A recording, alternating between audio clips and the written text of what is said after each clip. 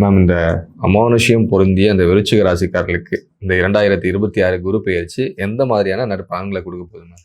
பொதுவாக வந்து பார்த்தீங்கன்னா சார், விருச்சிகம் அப்படின்றது ஒரு பிளசண்டான ராசி சார். ஆனால் நிறைய ஜோதிடர்கள் வந்து என்ன பண்ணுவாங்க அப்படின்னா, காலபுருஷனுக்கே 8ஆம் பாவம், அஷ்டமஸ்தானம். அதனால ஏமாறாத விருச்சிகமே கிடையாது, துரோகத்தை அனுபவிக்காத விருச்சிகமே கிடையாது, அதே மாதிரி நோய்வாய்ப்படாத விருச்சிகமே கிடையாது அப்படின்னு சொல்லுவாங்க. ஆனா விருச்சிக ராசியை பத்தி எப்பயுமே நான் ஒரே ஒரு வார்த்தை கூட நெகட்டிவா பேச மாட்டேன். அதுக்கு ரீசன் என்ன அப்படின்னா, என் குழந்தை விருச்சிகம்ன்றதுக்காக நான் சொல்றது இல்லை. அப்ப நம்ம வீட்டுல ஒரு விருச்சிகம் இருக்காங்க, அதுவும் நம்ம குழந்தை விருச்சிகம் இருக்கு அப்படின்னும் போது அவங்கள பத்தி நிறைய அனலைசேஷன் நம்ம பண்ணியிருப்போம் இல்லைங்களா.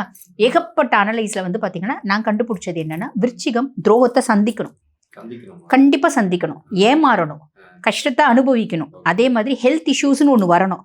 வந்த அடுத்த செகண்ட் அது திருந்தும். விருச்சிகம் வந்து பார்த்தீங்கன்னா மனசில் பயங்கர ஒரு என்ன சொல்கிறது, சுடர் விட்டு எரியும் விளக்கு போல் ஆயிடுவாங்க அப்படின்னு சொல்லலாம். நிறைய ஏமாற்றம் அவங்க சந்திப்பாங்க. குறைஞ்சது 4-5 ஏமாற்றமாக சந்திப்பாங்க, அதிகபட்சமாக 20 ஏமாற்றம் கூட சந்திப்பாங்க. அதில் ஒரு ஏமாற்றம் நடுமண்டையில் அடித்த மாதிரி அவங்கள உணர்த்தும். இந்த செகண்ட் கூட நீ திருந்தலைன்னா நீ வாழ்ந்தே பிரயோஜனம் இல்லை அப்படின்ற மாதிரி அந்த மைண்ட் வாய்ஸ் ஒன்று சொல்லும். அப்போ சொல்லும்போது அவங்களுக்கு புரியும், சரி இவ்வளோ நாள் வாழ்ந்த வாழ்க்கை இல்லை, இனிமேல் பட்டு நம்ம வாழக்கூடிய வாழ்க்கை தான் வாழ்க்கை அப்படின்ற ஒரு எண்ணம் வரும். பொதுவாக விருச்சிகம் வந்து பார்த்தீங்கன்னா சார், ஃபீனிக்ஸ் பறவைகள். இந்த ஃபீனிக்ஸ் பறவைகள் அப்படின்றது சித்தரிக்கப்பட்ட கதை தான், அது வந்து it's not real story. But இருந்தாலும் அதை கேட்கறதுக்கு நமக்குள்ள ஒரு பெரிய உந்துதல் வரும்.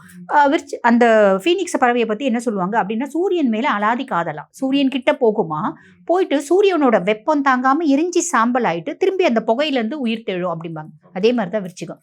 உன்னை வந்து யாராவது புதைக்கணும் அப்படின்னு நினைச்சா நீ தழைச்சி வளர்வ, சின்ன மரமா வரமாட்ட, ஆலமரமா வருவ அப்படின்னு சொல்லலாம். உன்னை யாராலையும் புதைக்க முடியாது, விதைக்க தான் முடியும்.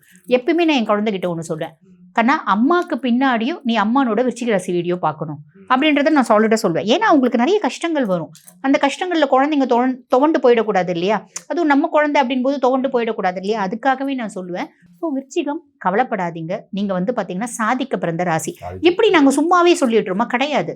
பொதுவாக வந்து பார்த்தீங்கன்னா சந்திரன் நீச்சம் விருச்சிகத்தில், மனதளவில் இவங்க ரொம்ப இமோஷன் ஆகிடுவாங்க. ஆனால் ராகுவும் கேதுவும் உச்சம், 2 ராட்சஸ் உச்சம். நீ சாதிக்கணும்னா வானமே எல்லை உனக்கு, அதை இவங்க புரிஞ்சுக்கணும்.